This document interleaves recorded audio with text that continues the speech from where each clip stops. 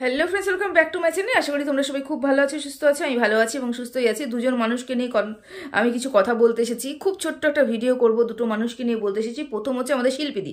হ্যাঁ, শিল্পীদি যেরকম বাড়ির থেকে বেরিয়ে এসেছিল 15 দিনের মাথায়, সেরকম বাড়িও পৌঁছে গেছে।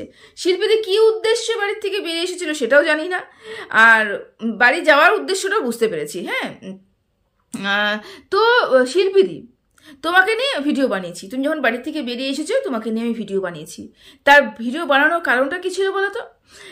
যেই বাড়িতে তুমি 20টা বছর কাটিয়েছো, যেই বাড়িতে তুমি বলেছো এক একটা ইট তোমার হাতে তৈরি, সেই বাড়িতে অধিকার তোমার আছে। হ্যাঁ, তোমার আত্মসম্মান বোধ তোমার এত যদি হয়ে থাকতো, তাহলে তুমি তোমার স্বামীর সাথে নিশ্চয় আজকের থেকে তোমার এই মানে এই যে মানিয়ে গুছিয়ে নেওয়া চলাটা আজকের থেকে নয়, বহুদিন আগের থেকে। তাহলে কি হতো? তুমি অনেকদিন আগে ওই বাড়িটা ছেড়ে চলে আসতে, এবং অনেকদিন আগেই তুমি তোমার স্বামীকে বোঝানোর চেষ্টা করতে তোমার কি মূল্য ওই বাড়িতে, তাই না?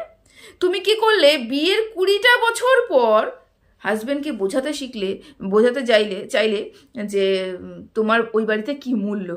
ভীষণ হাস্যকর, বিশ্বাস করো। যাই হোক, তুমি ওই বাড়িতে চলে গেছো, এটাই কাম্য ছিল।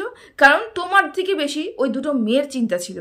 ওই দুটো মেয়ে, ওই দুটো বাচ্চার ভবিষ্যতের চিন্তা ছিল। ওই দুটো মেয়ের সেফ জোনের আমার খুব সমস্যা হচ্ছিল। কারণ দুটো উঠতি বয়সের মেয়েকে নিয়ে একটা মা যখন বেরিয়ে আসে, তখন ভীষণ সমস্যার কারণ হয়, অনেক দিক থেকে সমস্যায় পড়তে হয়।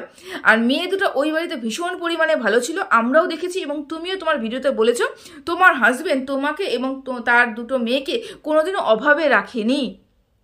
তাহলে একটা বাবা যখন দুটো মেয়ে সন্তানকে, যে ছেলে হোক আর মেয়ে হোক, সন্তানকে যখন কোনো অভাবে রাখে না, সব কিছু পরিপূর্ণ দিয়ে থাকে, ভালোবাসার থেকে ধরে সমস্ত কিছু মিটমাট করে থাকে, তাহলে সেই জায়গায় আমার মা হয়ে আমার একটুখানি স্যাক্রিফাইস করতে হয়। সব কিছুই আমি সবসময় পাবো এমনটা কিন্তু নয়, আমাকে একটু স্যাক্রিফাইস করতেই হবে যে আমার মেয়েগুলো ভালো আছে।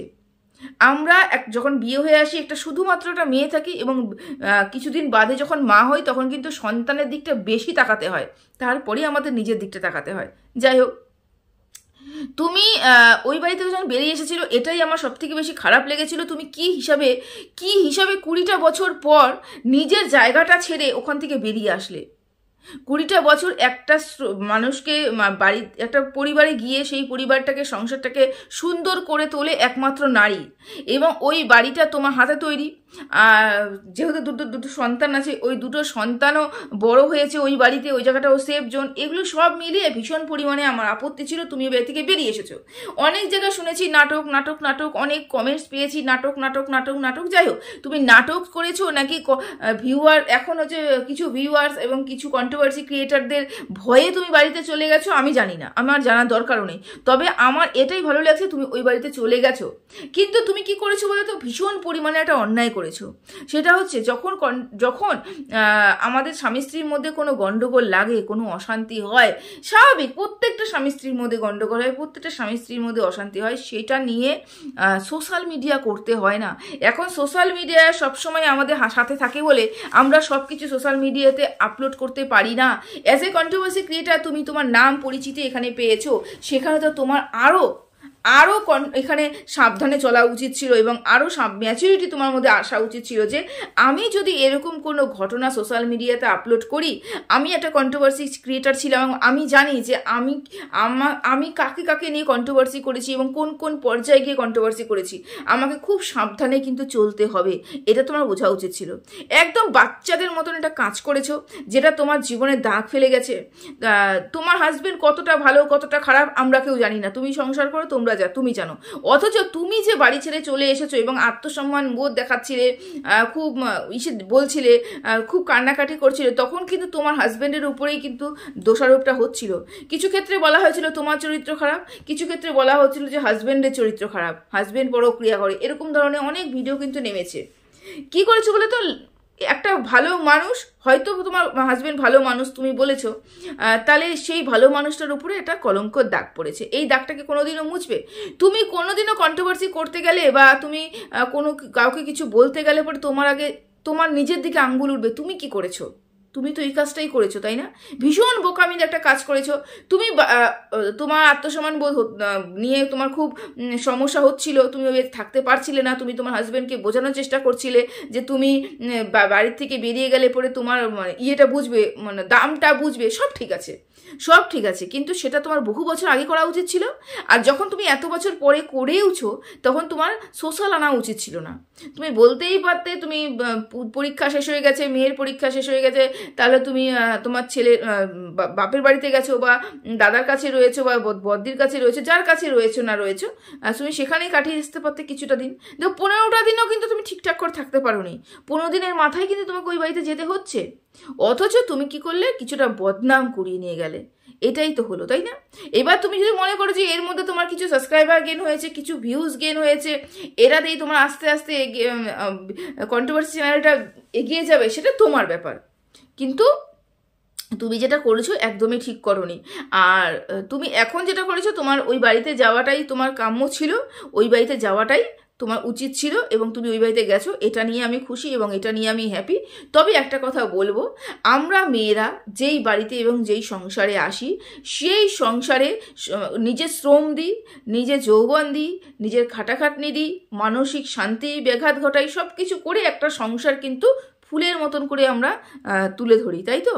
তো সেই সংসারটাকে ছেড়ে আমি যেতে পারি না কেন? ওটা আমার অস্তিত্ব, ওটা আমার অধিকার। আমি কেন আমার অধিকারটা ছেড়ে যাব? আমার অধিকার এখানেই, আমি কেন আমার অধিকার ছাড়বো? আমি এইখানে থাকবো এবং এখানে থেকেই লড়ে, পরিবারের লোকের সাথে লড়ে তারপরেই আমি সব কিছু আদায় করব। আমি কেন সহজেই সব কিছু ছেড়ে বেরিয়ে যাব? একদমই নয়। আর যাই হোক, তুমি ওই বাড়িতে পৌঁছে গেছো, ঠিক আছে, ভালো কথা, কিন্তু তুমি ভীষণ পরিমাণে বোকামির কাজ করেছো, সারা জীবনের জন্য কলঙ্ক মাথায় নিয়েছো। তো যাই হোক, থাকলো এরপরে টিয়ার নিয়ে। ভীষণ পরিমাণে মিথ্যেবাদী একটা মেয়ে টিয়া। সত্যি সত্যি সবাই কি করছে বলো তো? এখানটায় সবাই এখানে কেচ্ছা বিক্রি করে ভিউজ কামাতে এসেছে। কিন্তু দেখো আমাদের ওয়াইটিটা এখন এমন হয়ে গেছে না, এই যে কিছু কন্ট্রোভার্সি ক্রিয়েটারদের জন্য, হ্যাঁ অবশ্যই কন্ট্রোভার্সি ক্রিয়েটারের ক্রেডিট এখানটায় আমি বলবো, যারা ভুল এবং ঠিককে দেখাতে শিখেছে। হ্যাঁ, আগে ভিউয়ার্সটা খুব ইমোশনালি হার্ড হয়ে যেত, তারপরে খুব ইমোশনালি চিন্তাভাবনা করতো, এখন কিন্তু চিন্তাভাবনা সেরকম করে না। এখন তাদের দৃষ্টিভঙ্গি পাল্টেছে। হ্যাঁ, শুধুমাত্র কন্ট্রোভার্সি ক্রিয়েটারদের জন্যই কিন্তু এটা হয়েছে। কন্ট্রোভার্সি ক্রিয়েটাররাই কিন্তু এখানে এসে দেখিয়ে দিয়েছে আঙ্গুল দিয়ে, তোমাদেরকে বোকা বানানো হচ্ছে, তোমাদেরকে বোকা বানানো হচ্ছে। সেজন্য এখন কিন্তু কমেন্ট বক্সে প্রচুর পরিমাণে নেগেটিভ কমেন্ট পাওয়া যায়। অবশ্যই যারা নেগেটিভ কমেন্ট মানে বোঝে কোনটা তাকে ভুল বোঝানো হচ্ছে, তার নেগেটিভ কমেন্ট কিন্তু ভীষণ পরিমাণে পাওয়া যায়, যারা সত্যি সত্যি নেগেটিভ কিছু করছে আর কি। সেরকমই পিআর কমেন্ট বক্সে প্রচুর নেগেটিভ কমেন্ট আমরা পেয়েছি, এবং সব কিছুর মধ্যে একটাই কথা, তুমি নাটকবাজ, তুমি ওয়াইটির 1 নম্বর মিথ্যেবাদী। কেন এগুলো সব মানুষ বলছে? কারণ ওকে সবাই মিথ্যেবাদী প্রমাণ দেখেছে, মিথ্যে কথা বলতে, হাতে নাতে ধরা পড়েছে মিথ্যে কথা বলতে, সেই জন্যই নাটকবাজ বলছে, সেই জন্য মিথ্যেবাদী কথা বলছে। তার হাজবেন্ড নেই, তার হাজবেন্ড ছেড়ে চলে গেছে, তারপরেও সে বলতে বসেছে আমার শরীর ভালো না, আমার এই না, আমার সেই না, অনেক কিছু বলতে বসেছে। স্বাভাবিক কথা, এই সময় কারো কোনো মেয়েরই শরীর ভালো থাকতে পারে না, এটাই তো আমার বলার কথা, এটাই আমার বলার কথা। যেখানে তুমি 9 বছর ধরে শুধরাতে পারোনি, তুমি আরো 6টা মাস অপেক্ষা করতে, তোমার বেবি হয়ে যেত, তারপরে তুমি তোমার হাজবেন্ডকে আরো একটু শুধরানোর সময় দিতে। তুমি যখন 9 বছরই পারোনি, তোমার এরকম একটা ক্রিটিক্যাল সিচুয়েশনের মধ্যে তুমি কিভাবে তোমার হাজবেন্ডকে তুমি দূরে রাখতে পারো? সম্ভবই নয়। এটা চিন্তা করলে পরে একটা মেয়ে, মানে এটা করার আগে 2-3 বার একটা মেয়ে চিন্তা করবে যে আমার এই সময়টা প্রচুর পরিমাণে দরকার, একটা পাশে মানুষ প্রচুর পরিমাণে দরকার। একটা বাচ্চাকে তুমি স্কুলে ভর্তি করছো, একটা বাচ্চা পেটে নিয়ে ঘুরছো, বাড়ির সমস্ত কাজ করছো, ওই বাচ্চাটাকে ঠিকঠাক করে দেখভাল হচ্ছে না তো। আজকে 10 দিন ধরে তোমার হাজবেন্ড তোমার কাছে আসে না, তুমি বললে যদি ও ঠিক হয়ে যায় তাহলে আসবে, ফোন করবে, কিভাবে করবে? তোমার ছেলেই তো বলছে যে বাবার কাছে তো ফোনই নেই, তাহলে ফোনটা তোমার কাছে রেখে গেছে, ফোনটাও তোমার কাছে রেখে গেছে, বা না তুমি ফোনটা নিয়েছো সেটাও জানি না, তো ফোন করার কোনো প্রশ্নই ওঠে না। তুমি বলছো যে লাইভ দেখলে পরে আমার হাজবেন্ড আমার লাইভ দেখবে, লাইভ দেখে আমি যদি একটু ইমোশনাল হয়ে পড়ি, সে তো বলবে বাবা আমার জন্য ইমোশনাল হয়ে যাচ্ছে, সেই জন্য আমি শক্ত হয়ে আছি। অথচ তোমার ছেলে বলছে তোমার হাজবেন্ডের কাছে ফোন নেই।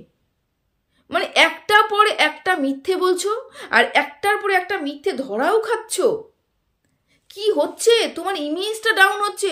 তুমি নিজেই বললে একাধিক কিস্তি চলে তোমার এই ব্লগিং চ্যানেলের টাকা দিয়ে, একাধিক কিস্তি চলে। তা সেই জায়গাটা তো সেভ করে রাখা দরকার, সেই জায়গাটাকে নিট অ্যান্ড ক্লিন রাখা দরকার। কেন এই জায়গাটাকেই নষ্ট করছো তুমি? আমি বুঝতেই পারছি না। মানে মিথ্যে বলে বলে বলে বলে কি কি বোঝাতে চাইছো মানুষকে? এবার বলছো যে হাজবেন্ড নেশাগ্রস্ত, এবং যদি আমরাও নেশাগ্রস্ত বলি সেটাতে তোমার সমস্যা।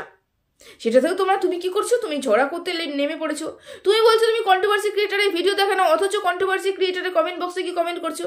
একাধিক কন্ট্রোভার্সি ক্রিয়েটারের ভিডিও দেখছো তুমি, যেখানে আমরা এই সময়টাতে একদম রিল্যাক্স থাকি, কোনো কন্ট্রোভার্সি কোনো ঝগড়ার মধ্যে থাকবো না। ইভেন আমি তো খারাপ কোনো বইও দেখতাম না। এরকম একটা নিট অ্যান্ড ক্লিন, পরিষ্কার পরিচ্ছন্ন সুন্দর জীবনযাপন করেছি, এবং এরকমই প্রত্যেকটা মাকে করা উচিত। কিন্তু তুমি কি করছো? মিথ্যে কথা বলছো, কন্ট্রোভার্সি দেখছো, কন্ট্রোভার্সি করছো। মানে এটাতে কি হচ্ছে বলো তো? তুমি কতটুকু অসুস্থ হচ্ছে তুমি জানো না, কিন্তু তোমার বাচ্চার মেন্টাল হেলথটা কিন্তু ভীষণ পরিমাণে অসুস্থ হবে। তুমি এটাও বুঝতে পারছো না? তোমার একটা বাচ্চা আগে হয়েছে, তোমার তো বোঝা উচিত যে মার মানসিক চাপ যেরকম হবে বাচ্চার মানসিক চাপ কিন্তু সেরকমই হবে, বাচ্চা কিন্তু সেরকমই তৈরি হবে। আরে এখন তো তোমার একটাই উদ্দেশ্য, দেখো বাচ্চা যেটা জন্ম হচ্ছে গর্ভে কিছুটা ওর মধ্যে বিকাশ হয়ে যায়, তা ওই বিকাশগুলো আমাকে ঠিকঠাক করে করতে হবে। আমি কেন নেগেটিভ দিকে নিয়ে যাব? বাচ্চা, আর তুমি চাও তুমি আজকে যে ডিপ্রেশনে আছো, বাচ্চা জন্মের পর থেকেই বাচ্চা ডিপ্রেশনে থাকুক? কোনোদিন না। আমি যদি এখন প্রেগনেন্ট থাকি, আমি যদি হাসি আমার পেটে আমার বাচ্চাটাও হাসবে, আমি যদি কাঁদি আমার পেটে আমার বাচ্চাটাও কাঁদবে, আমি যদি ডিপ্রেশনে থাকি আমার পেটে আমার বাচ্চাটাও ডিপ্রেশনেই থাকবে, বাচ্চা জন্মের পরেও সে ডিপ্রেশনেই থাকবে। তা আমি চাইবো আমার বাচ্চাটা একটা সুন্দর জীবন কাটুক এবং মানসিকভাবে স্ট্রং হোক। তাহলে আমাকে মানসিকভাবে স্ট্রং হতে হবে, আমাকে একটা সুন্দর কি বলবো পরিবেশে থাকতে হবে। কোনো চিন্তাভাবনার মধ্যে থাকতে পারবো না, আমি কোনো ঝগড়া কোলাহল কোনো কুটকাচালির মধ্যে আমি থাকবো না। কিন্তু তুমি ইচ্ছাকৃতভাবে এগুলো করছো। তুমি নিজের কতটুকু ক্ষতি করছো তার থেকে 1000 গুণ বেশি বাচ্চাটার ক্ষতি করছো। তুমি না একটা মা, তুমি কিভাবে তুমি নিজের বাচ্চার ক্ষতি করতে চাইছো? তোমার বরকে শুধরাচ্ছ। আরে যে 9 বছরে শুধরায়নি, যে ছেলের এত অসুস্থতার কারণেই শুধরায়নি, ছেলে এত অসুস্থ তারপরেও শুধরায়নি, একটা প্রেগনেন্ট উমেন আছে বাড়িতে সেটা দেখেও যে শুধরায়নি, তুমি ভাবছো এখন শুধরাবে? কোনোদিন শুধরাবে না। তোমার এই সময়টাতে তোমার হাজবেন্ডকে ছাড়া উচিত হয়নি। আমি আগেও বলেছি, এখনো বলছি, যেখানে তোমার হাজবেন্ড, যেখান থেকে তোমার হাজবেন্ড খারাপ হয়েছে, তুমি ওই খারাপের জায়গাটাতেই তোমার হাজবেন্ডকে বসিয়ে রেখে এসেছো। সেখান থেকে উঠিয়ে নিয়ে এসে তোমার কাছে রেখে যদি তুমি বাড়াবাড়ি রাখতে, তাহলে তোমার হাজবেন্ড একটু হলেও ভালো থাকতো। তুমি ওখানেই রেখে দিয়েছো, ভালো হওয়া তো প্রশ্নই ওঠে না। আর এই মুহূর্তে তো এরকম সিদ্ধান্ত নেওয়া বোকামির কাজ, আর বরাবরই তুমি বোকামির কাজ করে গেছো। আজকে তুমি বলছো প্রচুর কিস্তি, একাধিক কাজের সাথে নিজেকে যুক্ত করে ফেলেছো। কোন কাজটা সফল করেছো তুমি?